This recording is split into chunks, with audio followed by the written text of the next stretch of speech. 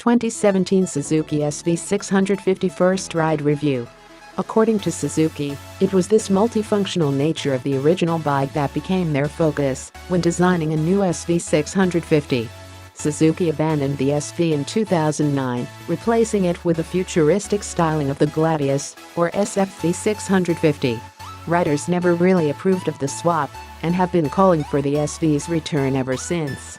After 8 long years, the Suzuki Sv650 is back for 2017.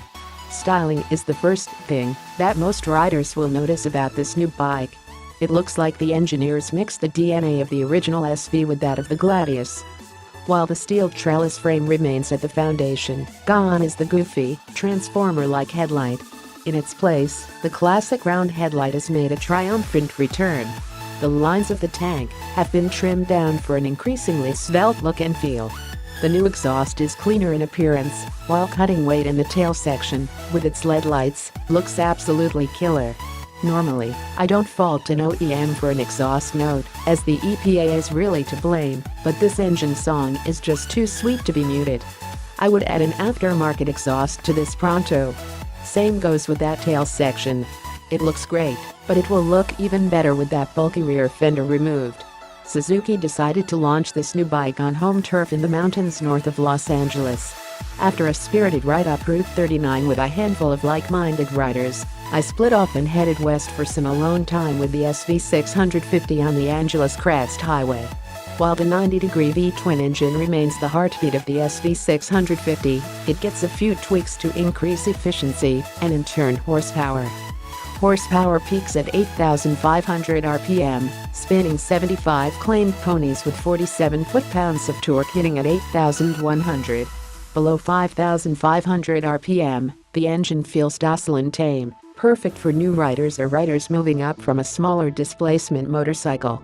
Crank on the throttle, however, and the engine comes to life.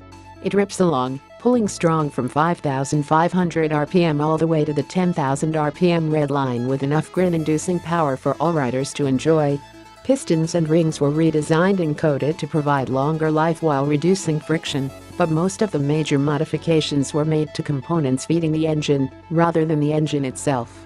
The airbox was redesigned to increase overall capacity and flow more air into the engine, while the throttle bodies have been tweaked to improve fueling.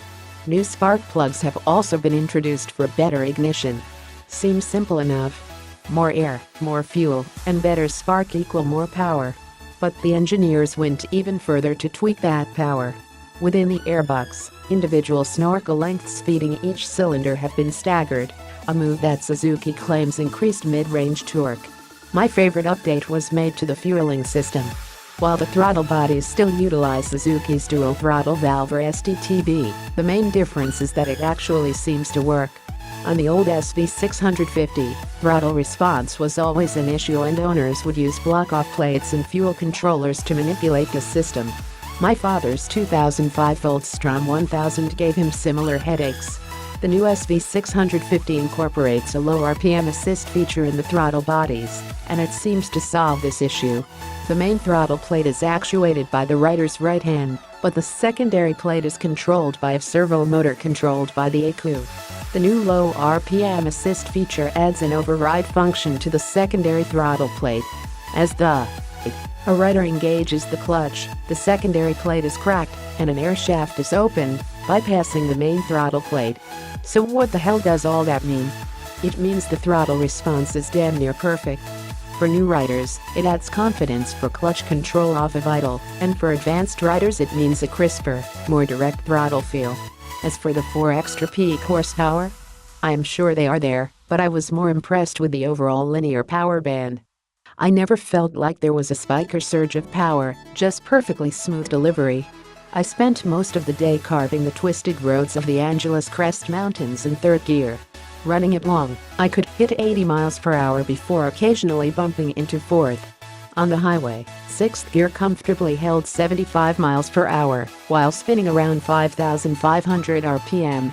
While the brakes remain relatively unchanged, with a pair of twin-pod Takako calipers up front and a single piston Nissan caliper out back, they slow the bike down nicely. keep in mind, the wet weight of the new SV is down to 430 pounds, ABS version is 434 pounds. While bigger brakes would be nice for riders looking to take the SV to the track, the majority of riders on this bike will be happy with the stock setup. The one thing I did notice was that it was extremely easy to lock up the rear brake. If you're familiar with my ramblings on Common Tread, you'll know I am not usually the biggest advocate for ABS, but this rear brake is almost too easy to lock up. There was one instance in particular where I ended up quite sideways, literally, and it could have ended badly. Suzuki only had non-ABS models available for us to test, so I can't comment on how well the ABS will work on the new Sv650. But after my experience getting crossed up, the $500 premium over the base $6,999 MSRP for the addition of ABS started looking like cheap insurance. Riders interested in an ABS-equipped SV will have to forego the white and blue color option, as ABS-equipped models will only be available in the red and white paint scheme. The major disappointment I had with this bike is the lack of an update to the suspension. The front 41mm conventional show-out fork is sealed with no external adjustments for preload, rebend, or damping. Even the old Sv650 had a preload adjuster on the fork. The rear shock was an off-the-shelf Link-style unit. While it did have 7 positions of preload, I didn't have an opportunity to try adjusting it out of its base 3rd position. So here is my proposed compromise for Suzuki. Leave the base unit alone. The suspension isn't the worst I have ever ridden, and a lot of riders looking at the SV for commuting or casual riding will be completely happy with it the way it is. But for riders looking for a bit more spirited performance from their Sv650, offer us an R version with an updated suspension. Hell, just bolt on the front end off of a GSX-R 600 and you can update the suspension and the brakes in one fell swoop. Speaking for myself, this is a modification I would be willing to pay extra for, and I imagine a lot of other riders would, as well.